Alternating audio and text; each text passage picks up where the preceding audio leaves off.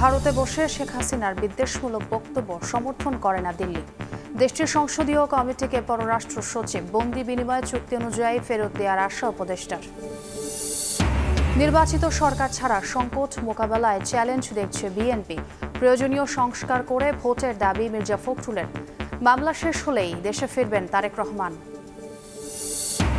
র্যাবের আয়নাঘর ছিল শিকার মহাপরিচালকের। নির্যাতিতদের কাছে চাইলেন ক্ষমা। কারো নির্দেশে আর গুম খুন নয়, বাহিনী বিলুপ্তির বিষয়ে সরকারের সিদ্ধান্তই চূড়ান্ত। আগামী বছরের জুনের মধ্যে মূল্যস্ফীতি 7% নামিয়ে আনতে চায় সরকার। সাজানো হয়েছে রূপরেখা, জানালেন গভর্নর। ব্যাংক খাত শক্তিশালী করতে খেলাপি ঋণ আদায়ে জোর। এবং শীতের দাপটে কাঁপছে দেশ। হঠাৎ ঠান্ডায় বিপাকে নিম্ন আয়ের মানুষ। সর্বনিম্ন তাপমাত্রা গোপালগঞ্জ ও চুয়াডাঙ্গায় 2 দিন পর মৃদু থেকে মাঝারি শৈত্যপ্রবাহের পূর্বাভাস।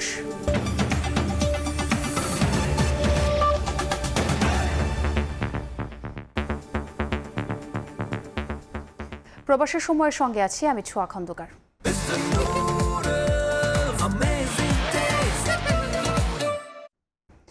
ভারতে বসে অন্তর্বর্তী সরকারের বিরুদ্ধে শেখ হাসিনার সমালোচনা সমর্থন করে না দিল্লি। বুধবার দেশটির পররাষ্ট্র বিষয়ক সংসদীয় স্থায়ী কমিটির কাছে ঢাকা সফর নিয়ে ব্রিফিংয়ে কথা বলেছেন পররাষ্ট্র সচিব বিক্রম মিস্ত্রি। তিনি উল্লেখ করেন, দুই দেশের সম্পর্ক শুধুমাত্র একটি রাজনৈতিক দলের সঙ্গে সীমাবদ্ধ নয়। এদিকে বাংলাদেশি অনুপ্রবেশকারীদের ধরতে ভারতের দিল্লিতে বিশেষ অভিযান শুরু হয়েছে। ভারত থেকে সুব্রত আচার্যের রিপোর্ট। সম্প্রতি নানা ইস্যুতে উত্তেজনার মধ্যেই গেল সোমবার ঢাকায় আসেন ভারতের পররাষ্ট্র সচিব বিক্রম মিস্ত্রি। একদিনের সফরে কয়েক দফা বৈঠকও করেন তিনি। বাংলাদেশের অন্তর্বর্তী সরকারের সঙ্গে ভারত নিবিড়ভাবে কাজ করতে আগ্রহী জানিয়ে ঢাকা ত্যাগ করেন মিস্ত্রি।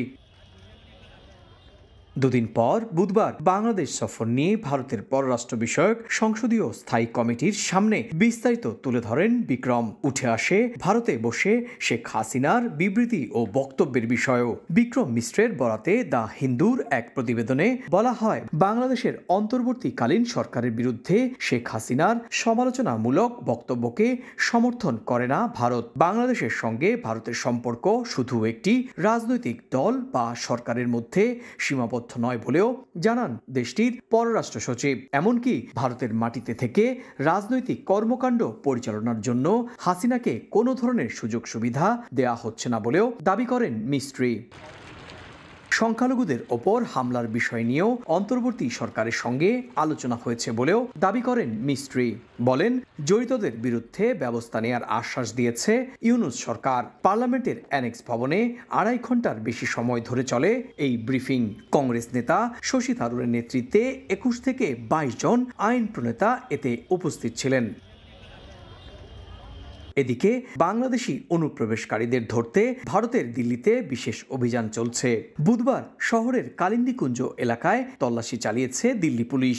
ভারতীয় সংবাদ মাধ্যম বলছে, লেফটেন্যান্ট গভর্নর ডিকে সাক্সেনা কঠোর ব্যবস্থা নেয়ার নির্দেশের পরই ওই এলাকায় অভিযান শুরু হয়। বাড়ি বাড়ি গিয়ে পরিচয়পত্র যাচাই করে দেখে আইন শৃঙ্খলা রক্ষাকারী বাহিনীর সদস্যরা। সুব্রত আচার্য, সময় সংবাদ, ভারত।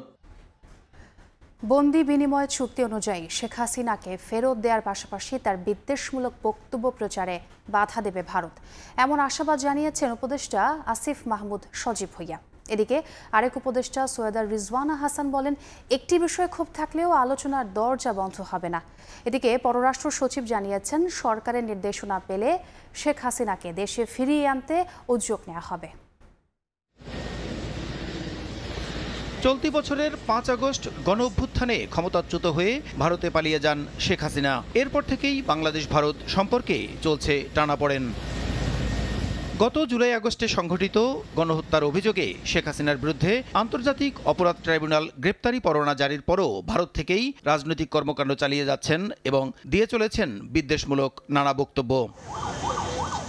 সম্প্রতি ভারতের পররাষ্ট্র সচিব বিক্রম মিশ্রির বাংলাদেশ সফরকালে শেখ হাসিনার এসব কর্মকাণ্ডের বিষয়ে আপত্তি তুলে ব্যবস্থা নিতে বলে বাংলাদেশ। ঢাকা সফর থেকে ফেরার পর বৃহস্পতিবার দেশটির পররাষ্ট্র মন্ত্রণালয়ের সংসদীয় স্থায়ী কমিটিকে এসব আপত্তির কথা জানান দেশটির পররাষ্ট্র সচিব। বৃহস্পতিবার বিকেলে সচিবালয়ে পরিবেশ দূষণ নিয়ে এক আলোচনা সভায় সাংবাদিকদের প্রশ্নোত্তরে কথা বলেন অন্তর্বর্তী সরকারের দুই উপদেষ্টা। বাংলাদেশের দাবি সেদেশের বৈঠকে তুলে ধরাকে ইতিবাচক হিসাবে দেখছেন স্থানীয় সরকার উপদেষ্টা। শেখ হাসিনার বক্তব্যের বিষয়ে ভারত সরকার পদক্ষেপ নেবে বলেও আশা তার। এ সময় পরিবেশ ও বন উপদেষ্টা বলেন, বিতাড়িত শাসককে ভারতে আশ্রয় দেয় সাধারণ মানুষ ক্ষোভ দেখালেও অন্য কোনো বিষয়ে ভারতের সঙ্গে আলোচনার দরজা বন্ধ হবে না। বিদ্বেষমূলক বক্তব্য তিনি দিয়ে যাচ্ছেন। আমরা আশা করি যথাসময়ে বাংলাদেশের সাথে ভারতের যে বন্দি বিনিময় ট্রিটি আছে সেই ট্রিটি অনুযায়ী তাকে বাংলাদেশে ফেরত দেওয়া হবে। বিতাড়িত শাসককে আশ্রয় দিয়েছে হচ্ছে ভারত, ফলে মানুষের মনে একটু ক্ষোভ থাকতে পারে। একটা ব্যাপারে একটা ক্ষোভ জানানো মানে অন্য সকল ব্যাপারে আলাপ আলোচনা বন্ধ হয়ে যাওয়া, তা কিন্তু মোটেই। এদিকে মন্ত্রণালয়ে সংবাদ সম্মেলনে পররাষ্ট্র সচিব জানান, উচ্চ পর্যায়ের নির্দেশনা পেলে শেখ হাসিনাকে দেশে ফিরিয়ে আনতে উদ্যোগ নেবেন তারা। ভারতের কোস্টগার্ডের হাতে আটক ৭৯ জন বাংলাদেশি জেলেকে ফেরত আনারও উদ্যোগ নেওয়ার কথা জানান সচিব। ভারতের সাথে আলাপ আলোচনা চলছে, আমাদের যারা ভারতীয় কর্তৃপক্ষের হাতে আছে তাদেরকে ফিরিয়ে আনার জন্য। এটি রাজনৈতিক সিদ্ধান্তের বিষয় এবং পররাষ্ট্র মন্ত্রণালয়ে যখন এই অনুরোধ আসবে তখন আমরা তার পরবর্তী প্রক্রিয়াটা শুরু করব। 14 ডিসেম্বর 4 দিনের সফরে ঢাকা আসছেন পূর্ব তিমুরের প্রেসিডেন্ট হোসে রামোস হোর্তা। বিজয় দিবসের অনুষ্ঠানে যোগ দেওয়ার পাশাপাশি একটি করে চুক্তি ও সমঝোতা স্মারক সই হবে বলেও জানান পররাষ্ট্র সচিব। একটি দ্বিপাক্ষিক চুক্তি। প্রসূন আশিস, সময় সংবাদ, ঢাকা। নির্বাচিত সরকার ছাড়া সংকট মোকাবেলায় চ্যালেঞ্জ দেখছে বিএনপি। ন্যূনতম সংস্কার করে ভোট আয়োজনের দাবি জানিয়েছেন দলটির মহাসচিব মির্জা ফখরুল ইসলাম আলমগীর। লন্ডন সফর শেষে ঢাকায় ফিরে বিমানবন্দরে তিনি জানান, মামলা শেষ হলেই তারেক রহমান দেশে ফিরবেন। এদিকে সুষ্ঠু নির্বাচন আয়োজনে বিএনপি সরকারকে সহায়তা করবে বলেও জানিয়েছেন দলটির নেতারা। বিএনপির ভারপ্রাপ্ত চেয়ারম্যান তারেক রহমানের সঙ্গে সাক্ষাৎ, প্রবাসে সাংগঠনিক কাজ এবং স্ত্রীর চিকিৎসায় 11 দিনের লন্ডন সফর শেষে দেশে ফিরলেন বিএনপি মহাসচিব মির্জা ফখরুল ইসলাম আলমগীর। বৃহস্পতিবার দুপুরে শাহজালাল আন্তর্জাতিক বিমানবন্দরে পৌঁছালে তাকে স্বাগত জানান নেতাকর্মীরা। উপস্থিত গণমাধ্যম কর্মীদের প্রশ্নের জবাবে বিএনপি মহাসচিব বলেন, মামলার বিচারিক প্রক্রিয়া শেষে সুবিধাজনক সময়ে দেশে ফিরবেন তারেক রহমান। নির্বাচিত সরকার ছাড়া সমস্যার সমাধান চ্যালেঞ্জিং বলেও মন্তব্য করেন তিনি। আমরা ন্যূনতম সংস্কারগুলো করে নির্বাচন দেওয়ার জন্য, এই জন্যে যে বাংলাদেশে যে সমস্যাগুলো তৈরি হচ্ছে এই সমস্যাগুলো নির্বাচিত সরকার ছাড়া সমাধান করা বেশ চ্যালেঞ্জিং। এদিন রাজধানীতে আলাদা আয়োজনে বিএনপির স্থায়ী কমিটির সদস্য নজরুল ইসলাম খান বলেন, সুষ্ঠু নির্বাচন আয়োজনে সরকারকে সহায়তা করবে বিএনপি। আরেক সিনিয়র নেতা অবসরপ্রাপ্ত মেজর হাফিজউদ্দিন আহমেদ বলেন, দাবিয়ে রাখার মানসিকতা থেকেই ভারত প্রতিবেশী দেশগুলোর সঙ্গে সম্পর্ক খারাপ করছে। প্রত্যেকটি প্রতিবেশী রাষ্ট্রকে তারা বিষিয়ে তুলেছে, কারণ তারা এই যে দাদাগিরি করে প্রতিবেশীকে দাবিয়ে রাখতে চায়।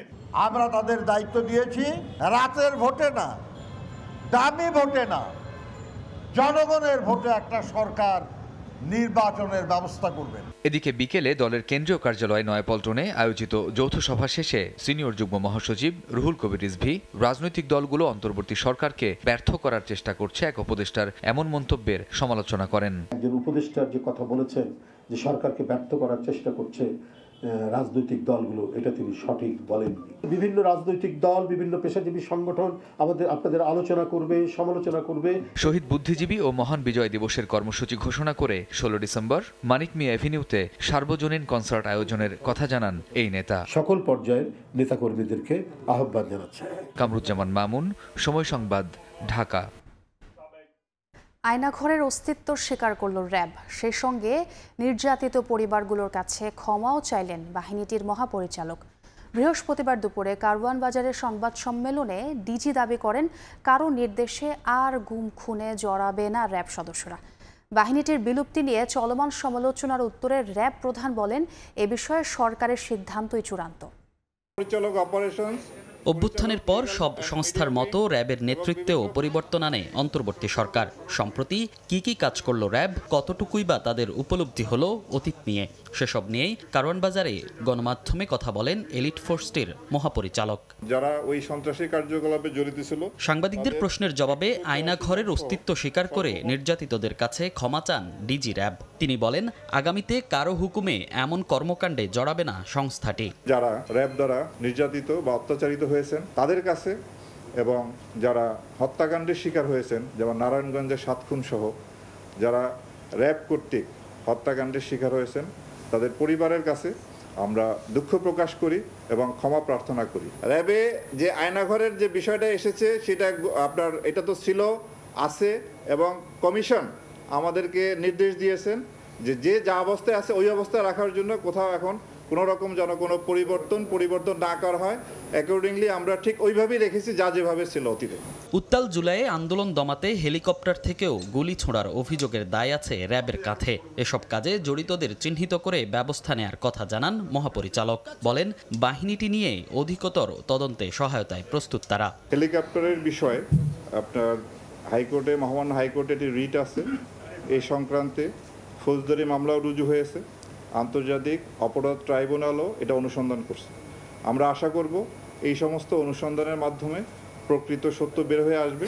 গত 4 মাসে 16 জন র্যাব সদস্যকে আটক করা হয় এবং তাদের বিরুদ্ধে ডাকাতি, চাঁদাবাজি, মাদক ব্যবসার সাথে সম্পৃক্ততার অভিযোগে এবং ছিনতাইয়ের অভিযোগে তাদেরকে আটক করা হয় এবং তাদের বিরুদ্ধে ফৌজদারি মামলা দায়েরপূর্বক আইনানুগ ব্যবস্থা গ্রহণ চলতেছে। অতীত কর্মকাণ্ডের দায়ে র্যাবের বিলুপ্তি নিয়ে বিভিন্ন মহলে চলমান সমালোচনার জবাবে বাহিনী প্রধান বলেন, সরকারের সিদ্ধান্তই চূড়ান্ত।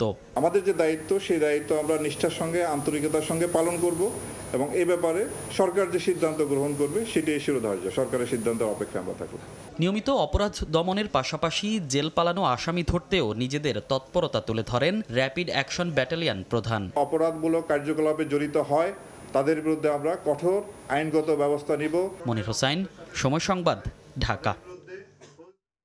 হেলমেট বাহিনীর যুগের অবসান হয়েছে মন্তব্য করে ডিএমপি কমিশনার শেখ মোহাম্মদ সাজ্জাদ আলী বলেছেন, পুলিশ আর কারো উপর হামলা করবে না, বাহিনী হবে সুশৃঙ্খল।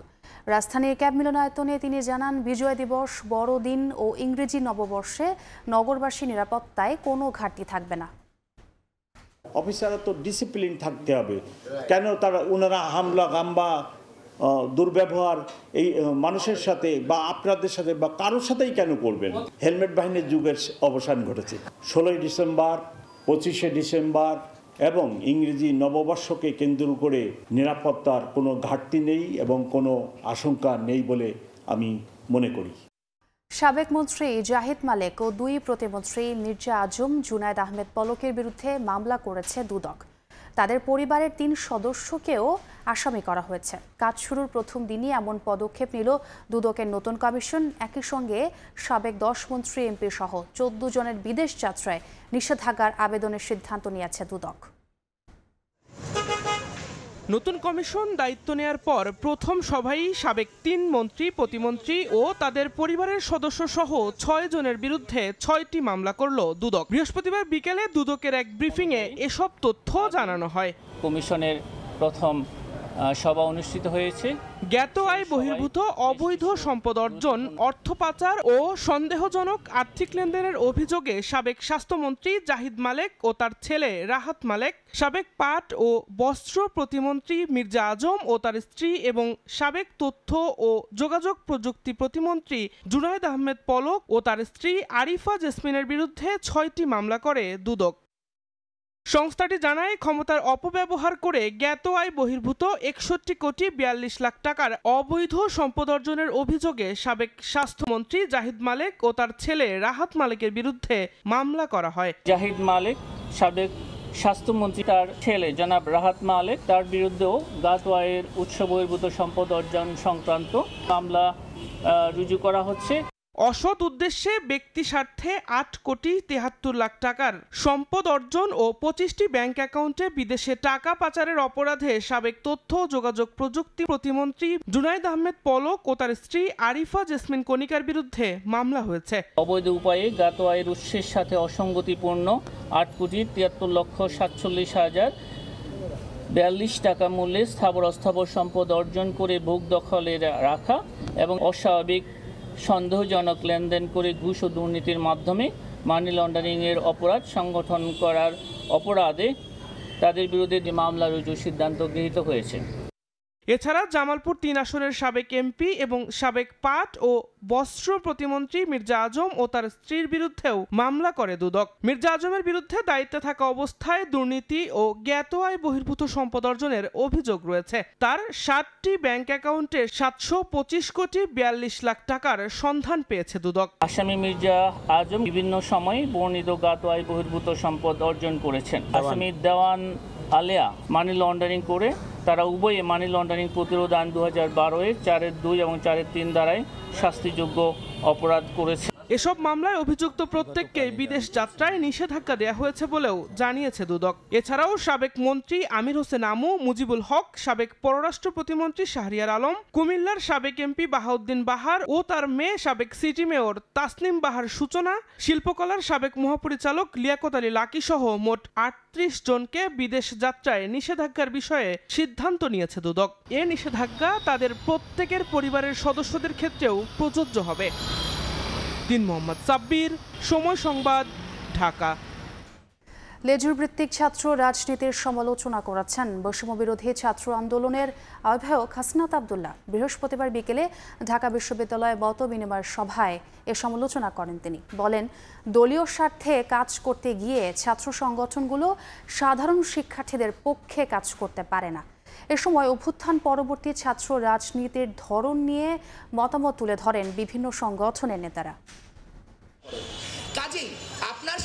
বৃহস্পতিবার বিকেলে ঢাকা বিশ্ববিদ্যালয়ের টিএসসিতে অভ্যুত্থান পরবর্তী ছাত্র রাজনীতির ভবিষ্যৎ নিয়ে আয়োজন করা হয় মতবিনিময় সভা। এতে অংশ নেন অভ্যুত্থানকারী শিক্ষার্থীরা সহ বিভিন্ন ছাত্র সংগঠনের নেতা। বৈষম্য বিরোধী ছাত্র আন্দোলনের আহ্বায়ক হাসনাত আব্দুল্লাহ সমালোচনা করেন লেজুর ভিত্তিক ছাত্র রাজনীতি। দলীয় ছাত্র রাজনীতির যতগুলো নেতা ছিল এই জাতীয় স্বার্থের এগেইনস্টে দাঁড়িয়েছে।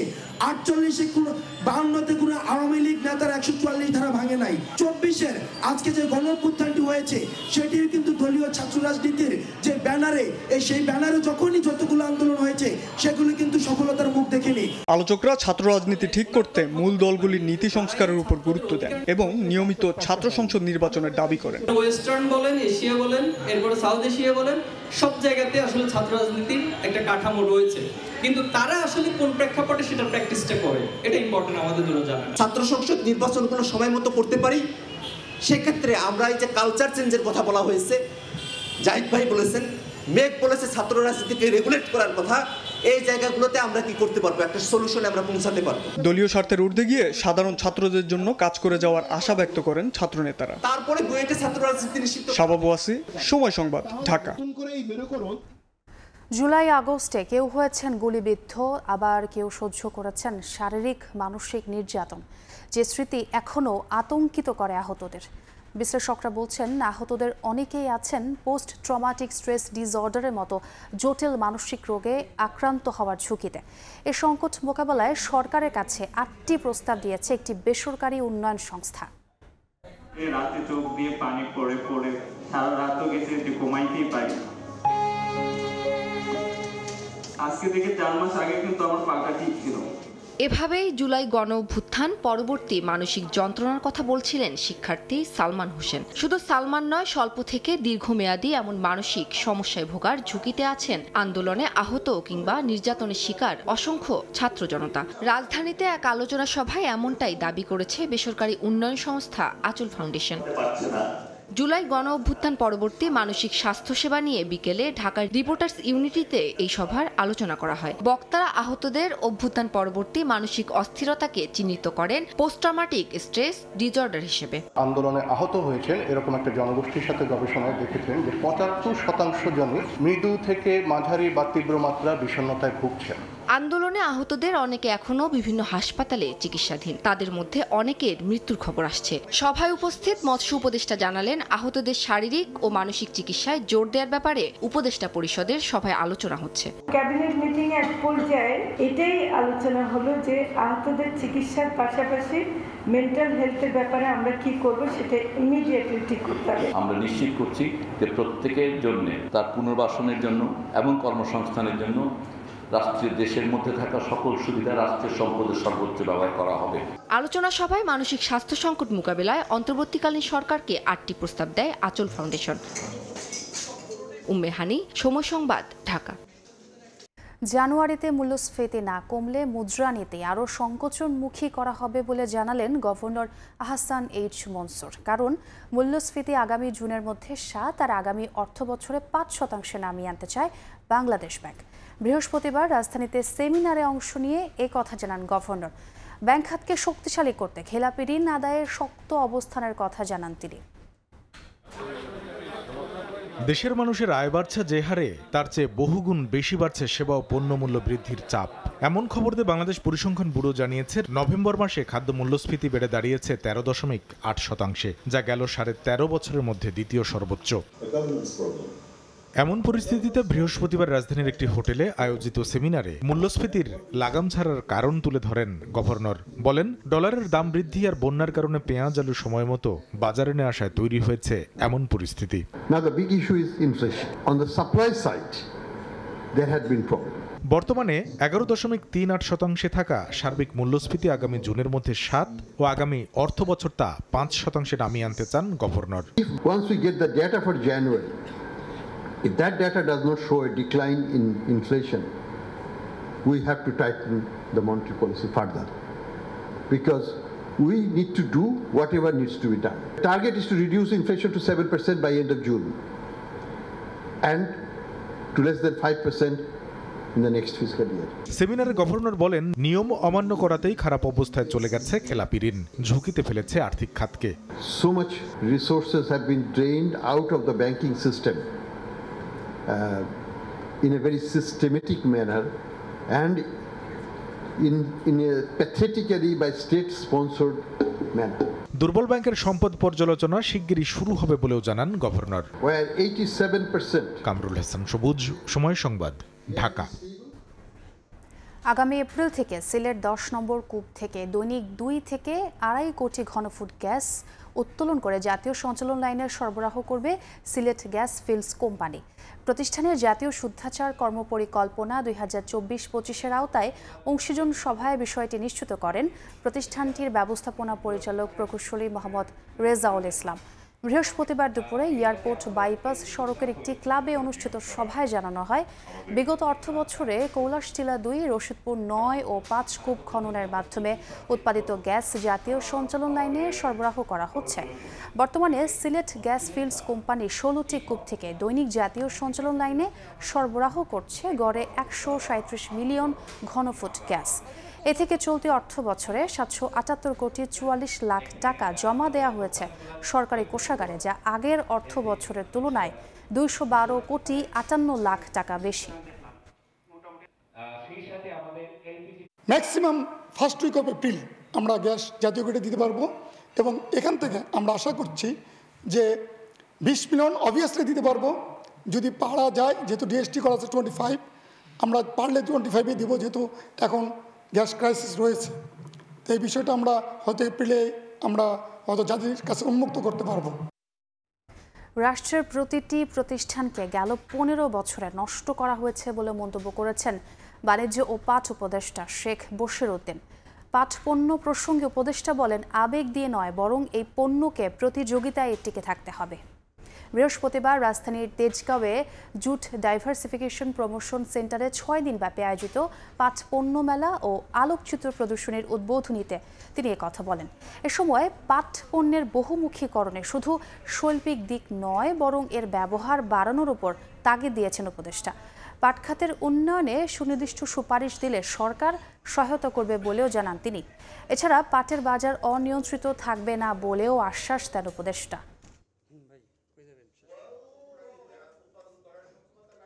বিগত স্বৈরাচারী সরকার 15 বছরে এমনভাবে প্রতিষ্ঠান ধ্বংস করেছে, এই অবস্থান পরিবর্তন করতে হবে আমাদের সকলে একত্রিতভাবে। আপনাকে নিজের অবস্থান এমন একটা জায়গায় নিয়ে যেতে হবে যেখানে ব্যাংক বলেন, রাষ্ট্র বলেন, আপনাকে মূল্যায়ন করার জন্য প্রয়োজন অনুভব করবে। সাপ্লাই ইকোসিস্টেম, এই মৌলিক সমস্যাটাকে সমাধান করার জন্য আপনাদের কাছ থেকে সুনির্দিষ্ট প্রস্তাব পেলে আমার নিজস্ব যে চিন্তা আছে সেটাকে একসাথে একত্রিত করে আমি প্রতিশ্রুতি দিচ্ছি দ্রুততম সময়ে আমি এটা বাস্তবায়ন করে দেব। তীব্র বায়ু দূষণ থেকে বাঁচতে মাস্ক ব্যবহারের পাশাপাশি জরুরি কাজ ছাড়া বাইরে না যাওয়ার পরামর্শ দিয়েছেন পরিবেশ ও বন উপদেষ্টা সৈয়দা রিজওয়ানা হাসান।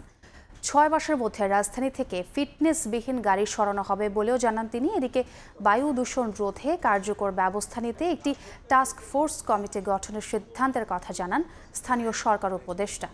বায়ু দূষণ রোধে কার্যকর ব্যবস্থা নিতে বৃহস্পতিবার বিকেলে সচিবালয়ে আন্তঃমন্ত্রণালয় সভা অনুষ্ঠিত হয়। সভায় 2 সিটি কর্পোরেশন সহ সংশ্লিষ্ট মন্ত্রণালয়ের ঊর্ধ্বতন কর্মকর্তা ও বিশেষজ্ঞরা দূষণ পরিস্থিতি পর্যালোচনার পাশাপাশি রোধে বিভিন্ন প্রস্তাব তুলে ধরেন। বৈঠক শেষে উপদেষ্টারা জানান, এখন থেকে নগরীর রাস্তা খোঁড়াখুড়ির ব্যাপারে সিটি কর্পোরেশনকে অনুমতি নিতে হবে, বাড়ানো হবে পানি ছিটানোর পরিমাণও। তবে শিগগিরই বায়ু দূষণের মাত্রা রোধ করা সম্ভব নয় বলেও জানান তারা। পানি ছিটানোর পরিমাণ কিভাবে বৃদ্ধি করা যায়, বর্ষার মৌসুম আসা পর্যন্ত একটা টাস্ক ফোর্স বা একটা কমিটি করে এই বায়ু দূষণের বিষয়টাকে অ্যাড্রেস করতে হবে। খোঁড়াখুড়ির যে ব্যাপারটা, এটাকে একটা ইন্টিগ্রেটেড জায়গায় আনা প্রয়োজন। যে কেউ খোঁড়াখুড়ি করতে হলে সিটি কর্পোরেশনের অনুমতি নিতে হবে। বছরে 2 লক্ষ মানুষ মারা যাচ্ছে শুধু বায়ু দূষণে, এবং ঢাকা তো বিশ্বের শীর্ষ দূষিত নগরী হচ্ছে। এই অ্যালার্ট সিস্টেমটাকে আমাদের বিবেচনায় নিতে হবে, মাস্ক পরতে হবে। যাদের পক্ষে সম্ভব একটু এয়ার পিউরিফায়ারটা বাসায় রাখার চেষ্টা করবে। পুরনো গাড়ি অক্টোবরেই আমরা বলে দিয়েছি যে 6 মাস পরে আর এগুলো রাস্তায় থাকবে না। শীতের দাপটে কাঁপছে দেশ, রাজধানীতেও বইছে হিমেল হাওয়া। ভোর থেকে গুড়ি গুড়ি বৃষ্টির মতো ঝরেছে কুয়াশা। হঠাৎ ঠান্ডায় বেশি বিপাকে পড়েছে নিম্ন আয়ের মানুষ। কাল থেকে তাপমাত্রা আরও কমবে বলে জানিয়েছে আবহাওয়া অফিস। পরশু থেকে 4-5 দিন উত্তরাঞ্চল সহ বিভিন্ন জেলায় মৃদু থেকে মাঝারি শৈত্যপ্রবাহের পূর্বাভাস দিয়েছেন আবহাওয়াবিদ। ঘড়ির কাঁটায় বেলা 8টা। সাধারণত এ সময় সূর্য উঠে গেলেও ঢাকায় বৃহস্পতিবারের সকালে ছিল উল্টো চিত্র। কুয়াশায় ঢাকা চারপাশ। শীতের প্রকোপে অনেকটা জুবুথুবু নগরবাসী। জীবিকার তাগিদে বাইরে বেরিয়ে একটু উষ্ণতার খোঁজে কেউ ভিড় করেছেন চায়ের দোকানে, কেউ বা আগুন জ্বালিয়ে নিচ্ছেন উত্তাপ। বেশি বিপাকে স্বল্প ও নিম্ন আয়ের মানুষ। হঠাৎ করে আসলে রেডি হইতে পারি না শীতের লাগি, এই জন্য একটু কষ্ট হইতেছে। প্রতি বছর তো কম্বল টম্বল দেয়, বছর দেয়নি শীতের সময়, এখন শীত পড়েছে খুব, আর আজকে আরো বেশি শীত। সারা রাত মানে দিন ভরে ময়লা টানি, রাত 12টা 1টা 2টা 3টা পর্যন্ত ময়লা ফালাই। আমরা বহুত কষ্ট করি আমরা শীতের ভিতরে। শীত বেশি পড়ছে আজকে থেকে, কালকের থেকে ভালোই। জায়গায় জায়গায় বুড়া মানুষ শীতে আগুন ধরাইতেছে, আগুন তাপাইতেছে, বাচ্চা কাচ্চা নিয়ে খুবই অসুবিধা আছি। বাতাসে আর্দ্রতা বেড়ে যাওয়ায় বেলা 11টা পর্যন্ত ঘন কুয়াশা ছিল নগরীতে। এমন পরিস্থিতি দিনভর বিরাজ করতে পারে জানিয়ে আবহাওয়া অফিস বলছে, খুব বেশি দূরে নেই শৈত্যপ্রবাহ। মৌসুমি বায়ুপ্রবাহ বৃদ্ধি পাওয়ায় শীতের অনুভূতি বেড়েছে। তাপমাত্রা কমার এই ধারা চলবে অন্তত 4 থেকে 5 দিন। আগামী 24 ঘন্টায় টেম্পারেচার একটু ফল করার সম্ভাবনা রয়েছে। 14, 15, 16 এখানে একটা ওয়েভ আসার সম্ভাবনা রয়েছে, মৃদু থেকে মাঝারি। বৃহস্পতিবার সকালে ঢাকার তাপমাত্রা রেকর্ড হয়েছে 14.5 ডিগ্রি সেলসিয়াস, আর বাতাসে আর্দ্রতা 93%। শফিক মুন্সি, সময় সংবাদ, ঢাকা। গণপরিবহনে শৃঙ্খলা ফেরাতে এ খাত থেকে লুটপাটকারীদের বিতাড়িত করতে হবে বলে মন্তব্য করেছেন গণ অধিকার পরিষদের একাংশ সভাপতি নুরুল হক নূর।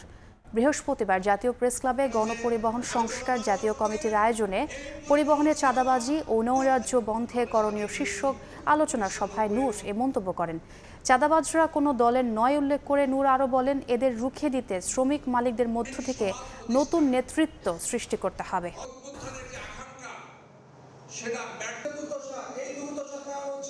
যারা ঢাকার সহ পুরো বাংলাদেশে এই পরিবহন সেক্টরকে জিম্মি করে রেখেছিল, পরিবহন শ্রমিকদের রক্ত চুষে হাজার হাজার কোটি টাকা লোপাট করেছিল, সেই লুটপাটের ব্যবসা জারি রাখার জন্য এনায়েতুল্লাহরা চলে গেল, কতিপয় ব্যক্তি রাজনৈতিক দলের নামে, রাজনৈতিক দলের পরিচয়ে সেই লুটপাটের ব্যবসার দখল নিয়েছে।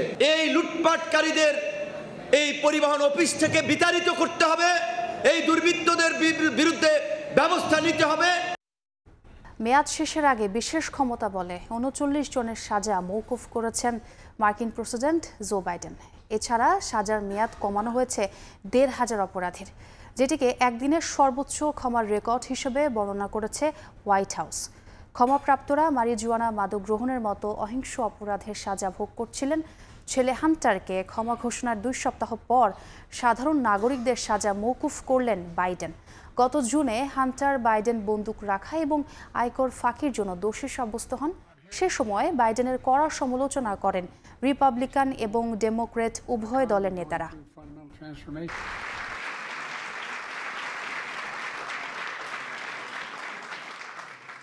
If I get in trouble, I'm coming to you, pal.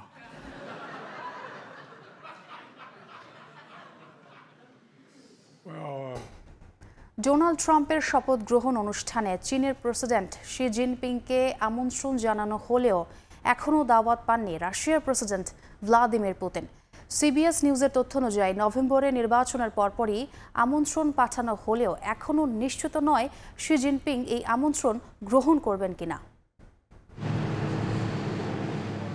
আগামী ২০ জানুয়ারি ডোনাল্ড ট্রাম্পের মার্কিন প্রেসিডেন্ট হিসেবে শপথ গ্রহণ অনুষ্ঠানে চীনের প্রেসিডেন্ট শি জিনপিংকে আমন্ত্রণ জানানো হয়েছে। হোয়াইট হাউসের একটি সূত্র জানায় ট্রাম্প সম্প্রতি শির সঙ্গে যোগাযোগ করেছেন এবং তাদের সম্পর্ক বেশ বন্ধুত্বপূর্ণ বলেও জানায়। যদিও আমন্ত্রণ গ্রহণের ব্যাপারে কিছুই নিশ্চিত করেনি চীন।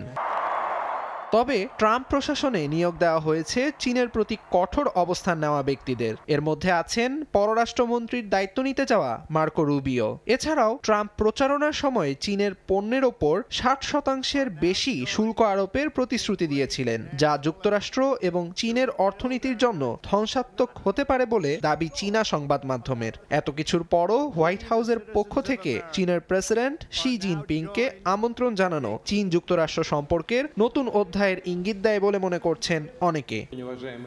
বিশ্বের বিভিন্ন দেশের নেতাদের আমন্ত্রণ জানানো হলেও রাশিয়ার প্রেসিডেন্ট ভ্লাদিমির পুতিনকে ট্রাম্পের শপথ গ্রহণ অনুষ্ঠানে এখনও আমন্ত্রণ জানায়নি বলে নিশ্চিত করেছে ক্রেমলিন। আমিরুল ইসলাম আলিফ, সময় সংবাদ।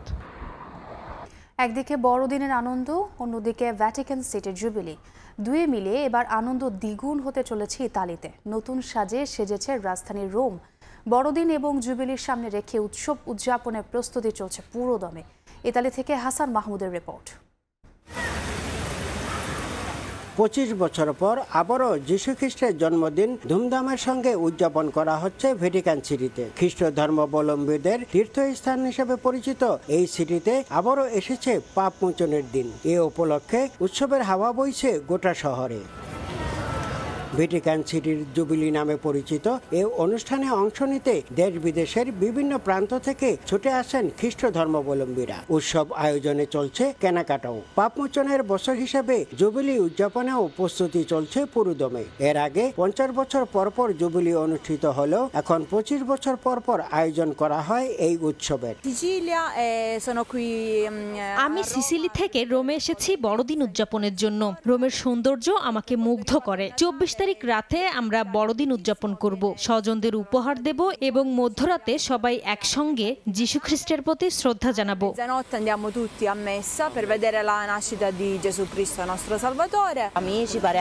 বন্ধু-বান্ধব, সহকর্মী এবং স্বজনদের নিয়ে দিনটি উদযাপনের জন্য আমরা প্রস্তুতি নিচ্ছি। শ্রদ্ধা জানাবো যীশু খ্রিস্টের প্রতি এবং সকলে একসাথে মিলে রাতে খাওয়া দাওয়া করব। এবার জুবিলি শুরু হবে 24 ডিসেম্বর সন্ধ্যা 7টা থেকে, চলবে 2026 সালের 6 জানুয়ারি পর্যন্ত। বড়দিনকে সামনে রেখে ইতালির নাগরিকদের ব্যাপক প্রস্তুতি লক্ষ্য করা যাচ্ছে। বিভিন্ন দোকানপাটগুলিতে তাদের যেমন ভিড় লক্ষ্য করা গেছে, তেমনি ভ্যাটিকান সিটি সহ দর্শনীয় স্থানগুলিতেও তাদের উপস্থিতি সমানভাবে লক্ষণীয়। এবার 2025-এর জুবিলিকে সামনে রেখে ইতালির রাজধানী নতুন রূপে সাজবে। সেক্ষেত্রে এবারের বড়দিন হবে অনেকটাই ব্যতিক্রম এবং বর্ণাঢ্য। ইতালির ভ্যাটিকান সিটি থেকে হাসান মাহমুদ, সময় সংবাদ। এ পর্যায়ে শীর্ষ সংবাদগুলো জানিয়ে দিচ্ছি আরেকবার। ভারতে বসে শেখ হাসিনার বিদ্বেষমূলক বক্তব্য সমর্থন করে না দিল্লি। দেশটির সংসদীয় কমিটিকে পররাষ্ট্র সচিব বন্দি বিনিময় চুক্তি অনুযায়ী ফেরত দেওয়ার আশা উপদেষ্টার। নির্বাচিত সরকার ছাড়া সংকট মোকাবেলায় চ্যালেঞ্জ দেখছে বিএনপি। প্রয়োজনীয় সংস্কার করে ভোটের দাবি মির্জা ফখরুলের। মামলা শেষ হলেই দেশে ফিরবেন তারেক রহমান। র্যাবের আয়নাঘর ছিল শিকার মহাপরিচালকের। নির্যাতিতদের কাছে চাইলেন ক্ষমা, কারণ এর দেশে আর গুম খুন নয়, বাহিনী বিলুপ্তির বিষয়ে সরকারের সিদ্ধান্তই চূড়ান্ত।